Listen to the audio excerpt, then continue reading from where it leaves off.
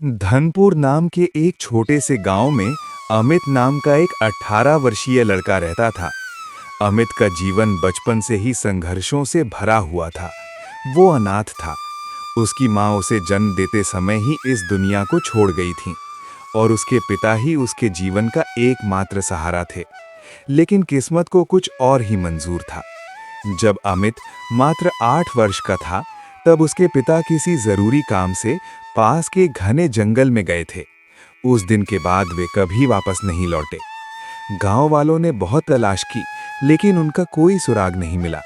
धीरे धीरे सब ने मान लिया कि वे अब इस दुनिया में नहीं रहे। उस घटना के बाद अमित पूरी तरह अकेला हो गया। वो गांव के किनारे बनी एक पुरानी और टूटी फूटी झोपड़ी में रहने लगा। उसी झोपड़ी के पास गांव के मुखिया हरिनाथ और उनकी पत्नी कमला देवी का घर था। उनके कोई संतान नहीं थी। अमित के माता पिता के गुजर जाने के बाद उन्होंने ही उसे अपने बच्चे की तरह पाला पोसा। ये लो अमित बेटा, ये खाना खा लो। कमला देवी रोज की तरह प्यार से बोली। और अगर कम पड़े तो बेझिझक मेरे पास आ जाना। अमित की आंखें भर आईं। मौसी, मैं कब तक आपके सहारे बैठा रहूंगा? अब मुझे खुद पर शर्म आने लगी है। मैं आप लोगों पर बोझ नहीं बनना चाहता। कमला देवी ने तुरंत प्यार से डांटते हुए कहा। अरे बेटा, ये कैसी बातें कर रहे हो? अगर तुम हमारे अपने बच्चे नहीं हो तो क्या हुआ? इसका मतलब ये थोड़ी ही है कि तुम बोझ हो। आगे से ऐसी बातें मत किया करो। चुपचाप खाना खाओ। ये कहकर कमला देवी वहां से चली गईं। अमित ने शांत मन से खाना खाया। खाना खत्म कर वो बाहर निकला तो सामने ही मुखिया हरिनाथ बैठे थे। अमित बेटा, खाना खा लिया? जी मुखिया जी, अभी मौसी खाना देकर गई थी। अच्छा किया, हरिनाथ बोले। अब तुम बड़े हो गए हो, अब तुम्हें खुद का ख्याल रखना सीखना चाहिए। अमित ने हिम्मत जुटाकर कहा, मुखिया जी, बचपन से आप ही मेरा सहारा रहे हैं, लेकिन अब मुझे लगता है कि मुझे कुछ काम करना चाहिए।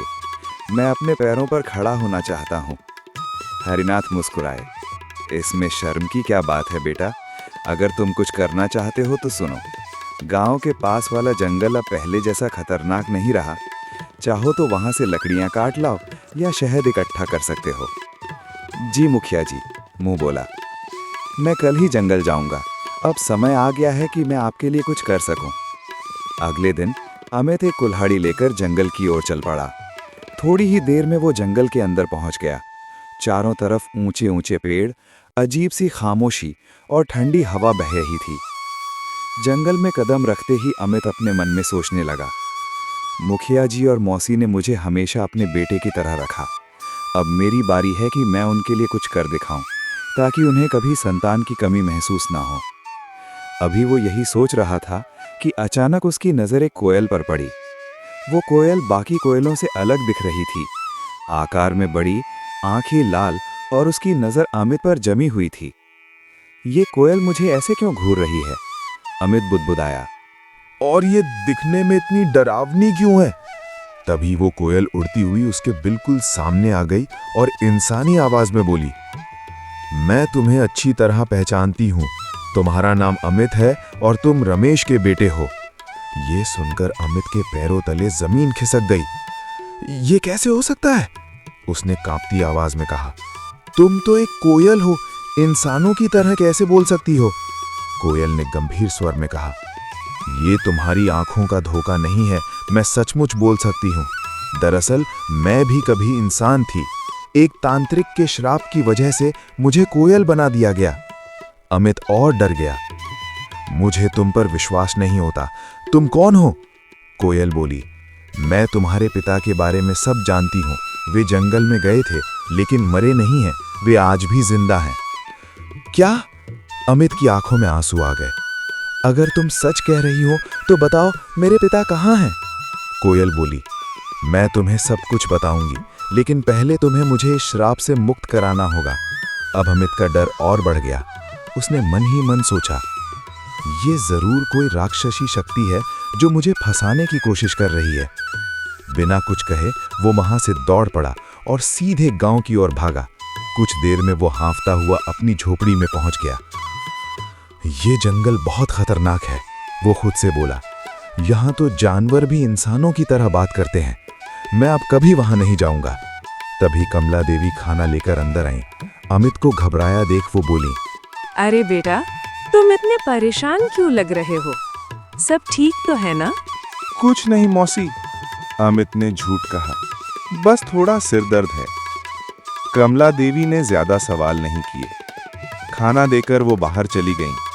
अमित ने खाना खाया और थकान के कारण सो गया। अगली सुबह जब उसकी आंख खुली तो मन का डर काफी हद तक खत्म हो चुका था। वो सोचने लगा, शायद कल मैं डर के कारण ज्यादा सोच रहा था, लेकिन उस कोयल की बातों में कुछ सच्चाई जरूर है। गांव में कभी किसी ने मेरे पिता के बारे में खुलकर बात नहीं की। मुखिया जी भी हमेशा सवाल टाल देते हैं। अमित ने फैसला कर लिया, मुझे फिर से जंगल जाना होगा। उस कोयल को ढूंढकर अपने पिता की सच्चाई जाननी होगी। ये सोचकर अमित एक बार फिर जंगल की ओर चल पड़ा और थोड़ी ही देर में वो उसी स्थान पर पहुंच गया जहां पिछली बार उसने उस रहस्यमयी कोयल को देखा था। कोयल उसे एक गुफा में ले गई। वहां एक बक्सा था जिसमें ढेर सारे हीरे जवाहरात थे। कोयल बोली, पहले धनवान बनो, फिर मैं तुम्हें तुम्हारे पिता से मिलवाऊंगी, लेकिन मेरे बारे में किसी को मत बताना। अमित बक्सा घर ले आया। हरिनाथ और कमला देवी ने देखा तो डर गए। उन्होंने कहा, हो सकता है ये बादशाह का खजाना हो, हमें लौटा देना चाहिए। अमित मान गया। वे बादशाह के दरबार गए। बादशाह लालची था। खजाना अपना बता दिया और थोड़े पैसे देकर उन्हें लौटा दिया। अमित चुप रहा क्योंकि उसे अपने पिता से मिलना था। अगले दिन अमित फिर जंगल गया। वहां एक साधु मिला जिसने कहा, वो कोयल असल में डायन है, तुम्हारे पिता अब नहीं रहे।